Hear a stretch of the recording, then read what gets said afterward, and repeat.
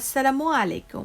বাংলাদেশের অলিতে গলিতে ছোট ছোট কিছু হোটেল থাকে, যে হোটেলগুলিতে কিছু পুচকা টাইপের সিঙ্গারা ভাজা হয়, মানে ছোট ছোট সিঙ্গারা। আর এই সিঙ্গারাগুলো খেতে যে কি মজা হয় তা আসলে বলে বোঝানো যাবে না। না কলিজা না অন্য কোনো কিছু, এমনকি বেশি স্পাইসও থাকে না, কিন্তু খেতে অনেক মজা লাগে। থাকে হচ্ছে শুধু আলু। তো আমি আজকে সেই পুচকা সিঙ্গারা মানে ছোট ছোট সিঙ্গারাগুলো বানাচ্ছি। পুচকা সিঙ্গারার জন্য প্রথমে আমি বানাচ্ছি এখানে সিঙ্গারার পুরটা। চুলায় একটি কড়াই নিয়ে 2 থেকে 3 টেবিল চামচের মতো তেল দিয়ে দিলাম। তেলটা গরম হলে এর মধ্যে দিয়ে দিচ্ছি পেঁয়াজ আধা কাপের মতো। পেঁয়াজটাকে ভেজে এর মধ্যে 1 চা চামচ আদা বাটা আর 1 চা চামচ রসুন বাটা দিয়ে দিচ্ছি। লবণ দিয়ে দিচ্ছি পরিমাণ মতো। এখন ভেজে এর মধ্যে সামান্য পরিমাণে কিছু গুঁড়া মশলা দিয়ে দিচ্ছি। আধা চা চামচের মতো হলুদ গুঁড়া দিয়ে দিলাম, আধা চা চামচ থেকে একটু কম লাল মরিচের গুঁড়া দিয়ে দিলাম, আধা চা চামচ জিরা গুঁড়া আর সামান্য পরিমাণে মানে আধা চা চামচ থেকেও কম ধনে গুঁড়া। গুঁড়া মশলাগুলো দিয়ে কিছুক্ষণ ভেজে নিব, 1-2 মিনিটের মতো ভেজে নিব। দিয়ে দিচ্ছি এখন এই সিঙ্গারার খুবই প্রধান একটি উপকরণ, আর সেটি হচ্ছে শুকনা মরিচের ফাঁকি বা ক্রাশ শুকনা মরিচ। কাঁচা মরিচও দেওয়া যাবে, তবে অরিজিনাল স্বাদ পেতে হলে শুকনা মরিচটা দিতে হবে। দিয়ে দিচ্ছি 1.5 চা চামচ। এখন আরও কিছুক্ষণ ভেজে নিয়ে 2-3 টেবিল চামচের মতো পানি দিয়ে দিচ্ছি। মশলাগুলোকে কষিয়ে নিব।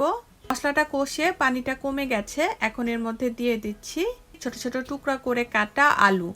আলুর পরিমাণটা এখানে আমি দিয়েছি প্রায় 3 কাপ থেকে একটু বেশি হবে। কয়টা সিঙ্গারা বানাবেন সেটার উপরে নির্ভর করে আলু দিতে হবে। আমি আজকে যে কয়টা বানাবো সে আন্দাজে আমি এখানে আলুগুলো ছোট ছোট টুকরা করে কেটে দিয়ে দিয়েছি। ভালো করে নেড়ে চেড়ে আরও 2-3 টেবিল চামচের মতো পানি দিয়ে ঢাকনা দিয়ে দেব। আলু সিদ্ধ হতে তো খুব বেশি সময় নেয় না। মাঝারি আঁচে আলুগুলোকে সিদ্ধ করে নিব। এর মধ্যে পানিটাও কমে যাবে আর আলুটাও সিদ্ধ হয়ে যাবে। আর আলু একদম খুব বেশি ভর্তা করেও সিদ্ধ করার দরকার নেই। আলুটা সিদ্ধ হয়ে গেছে, পানিটাও কমে গেছে। এখন এর মধ্যে আরেকটি মজার উপকরণ দিয়ে দিচ্ছি, যেটার জন্য সিঙ্গারাগুলো খেতে বেশি মজা লাগে, আর সেটি হচ্ছে চাট মশলা। 1 চা চামচ চাট মশলা গুঁড়া দিয়ে দিচ্ছি। আপনারা যদি চাট মশলা গুঁড়াটা না দিতে চান তাহলে টালা জিরা গুঁড়াটাও দিয়ে দিতে পারেন এই সময়। চাট মশলাটা দিয়ে ভালো করে মিশিয়ে নিচ্ছি। চুলাটা বন্ধ করে দিব আর সিঙ্গারার এই আলুর পুরটাকে ঠান্ডা করে নিব। এখন সিঙ্গারার জন্য যে রুটিটা বানাবো সেটার খামিরটা তৈরি করে নিচ্ছি। এখানে 2 কাপ ময়দা নিয়েছি। ময়দার বদলে আপনারা আটাও দিতে পারেন। দিয়ে দিচ্ছি এখানে পরিমাণ মতো লবণ। লবণটা দিয়ে মিশিয়ে নিচ্ছি।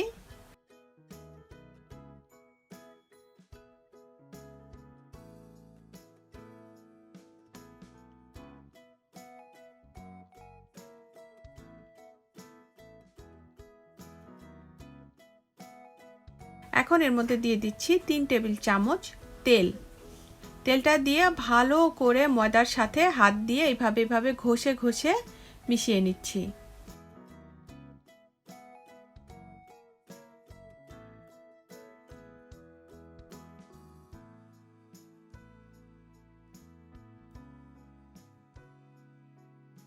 সিঙ্গারার খামিরটা মোটামুটি একটু শক্তই হয়ে থাকে, তো সেই আন্দাজেই সিঙ্গারার মধ্যে পানিটা দিতে হবে। পানিটার পরিমাণটা এখানে আমি কতটুকু দিয়েছি সেটা পরে বলে দিচ্ছি। পানিটা আমি দিচ্ছি নর্মাল তাপমাত্রার পানি, মানে ঠান্ডাও না গরমও না। প্রথমে দিয়ে দিলাম 4 টেবিল চামচ পানি। পানি দিয়ে আমি ভালো করে মিশিয়ে নিচ্ছি।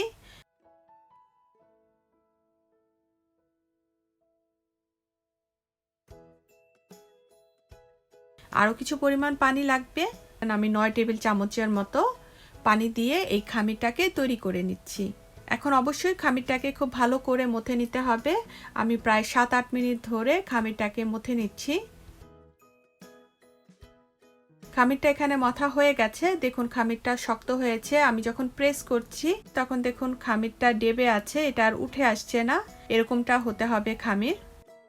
এখন এই খামিরের মধ্যে সামান্য পরিমাণে তেল মেখে একটি প্লাস্টিক দিয়ে মুড়িয়ে রাখছি। আপনারা চাইলে ভেজা কাপড় দিয়েও মুড়িয়ে রাখতে পারেন। খামিরটাকে 15 থেকে 20 মিনিটের মতো রেস্টে রাখবো। 20 মিনিট পরে খামিরটা দেখুন আরো একটু নরম হয়ে গেছে, মানে যতটুকু শক্ত ছিল তার থেকে দেখবেন যে একটু নরম হয়ে যাবে। এখন এই খামিরটাকে আবারও 2-3 মিনিটের মতো মথে নিচ্ছি।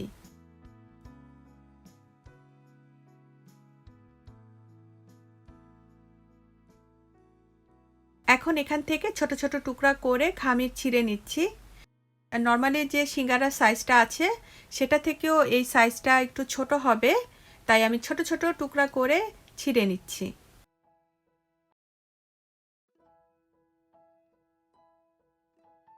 আমরা নর্মাল যে রুটি খাই সেই রুটিটা থেকে সামান্য একটু মোটা রুটি বানিয়ে নিচ্ছি।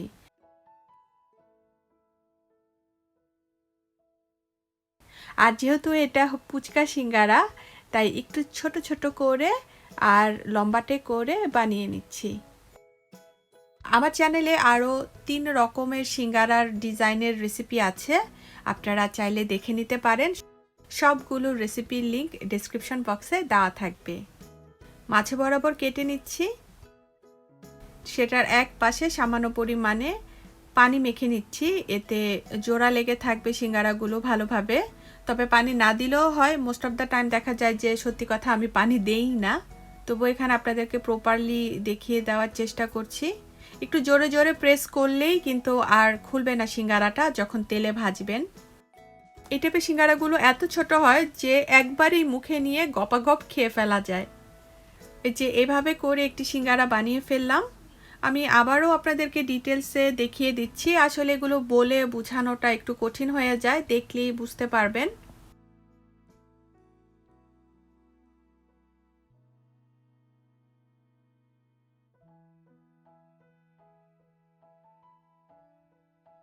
পানি দিয়ে এভাবে করে পকেটটা করে নিলাম।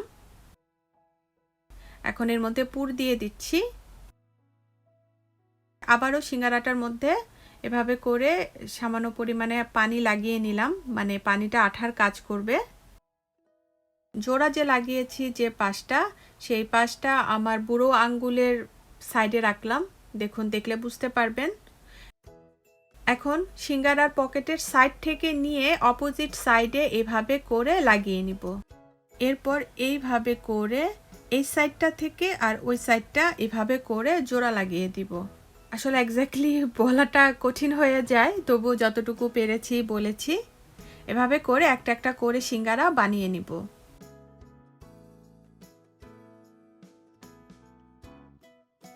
দুই কাপ ময়দা দিয়ে ছোট ছোট আমি 28টা সিঙ্গারা বানিয়ে নিয়েছি। দেখুন সিঙ্গারাগুলো একদম সুন্দরভাবে দাঁড়িয়ে আছে, দাঁড়িয়ে দাঁড়িয়ে মনে হচ্ছে যে সালাম দিচ্ছে। আচ্ছা, এখন এই সিঙ্গারাগুলোকে ভেজে নিব। ও হ্যাঁ, আপনারা যদি চান তাহলে এই সিঙ্গারাগুলোকে ফ্রোজেন করতে পারেন। এভাবে করে যে কোনো ট্রেতে নিয়ে রাখতে হবে, একটু দূরে দূরে রাখতে হবে যাতে একটার সাথে আরেকটা সিঙ্গারা লেগে না থাকে। ডিপ ফ্রিজে রেখে যখন শক্ত হয়ে যাবে সিঙ্গারাগুলো, তখন যে কোনো জিপলক ব্যাগ, বক্সে ভরে বা অন্য যে কোনো নর্মাল পলিথিন ব্যাগে ভরে ডিপ ফ্রিজে রেখে দিবেন। ডিপ ফ্রিজে রেখে 1.5 থেকে 2 মাসের মতো অনায়াসে সিঙ্গারাগুলো খেতে পারবেন। নর্মাল করে এরপর ভেজে নিতে হবে সিঙ্গারাগুলোকে। আজকে আমি সবগুলো সিঙ্গারা ভেজে নিব, আর এই সবগুলো সিঙ্গারা কিন্তু একসাথেই এই ছোট কড়াইটার মধ্যেই ভেজে নিব, কারণ সিঙ্গারাগুলো অনেক ছোট ছোট বানিয়েছি। জানি না ভিডিওতে বোঝা যাচ্ছে কিনা, এই সিঙ্গারাগুলো কিন্তু অনেক ছোট ছোট সিঙ্গারা হয়েছে। তেলটা এখানে আমি মাঝারি থেকে একটু কম আঁচে দিয়ে গরম করে নিয়েছি, আর অবশ্যই ডুবো তেলে ভাজতে হবে, তাই সেই আন্দাজেই আমি তেলটা নিয়েছি। তেলটা গরম হয়ে গেছে, এখন একটা একটা করে সবগুলো সিঙ্গারা দিয়ে দিব।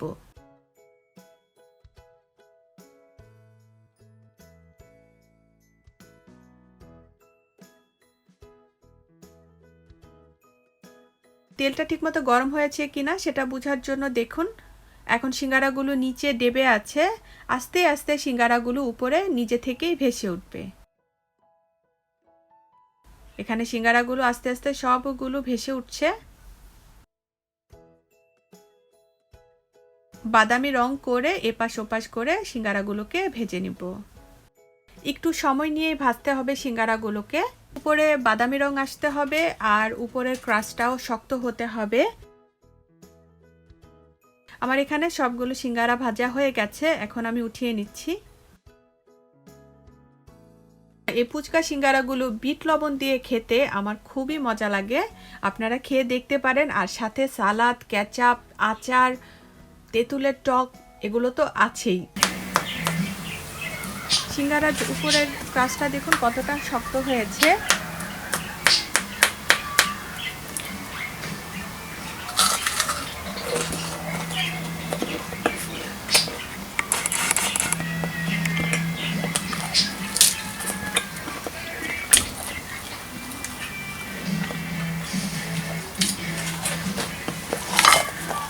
যদিও এটা আমি একবারই মুখে পুরে গপ গপ খেয়ে ফেলতে পারবো, তবু আপনাদেরকে ভিতরটা দেখিয়ে দিচ্ছি যে ভিতরটা কীরকম হয়েছে। ফুচকা সিঙ্গারার রেসিপি আজকে শেষ। ভালো লাগবে এটা আশা করি। আর আপনারা ভালো থাকবেন সবাই। আজকে চলে যাচ্ছি, আবার নতুন কোনো রেসিপি নিয়ে হাজির হব। আল্লাহ হাফেজ।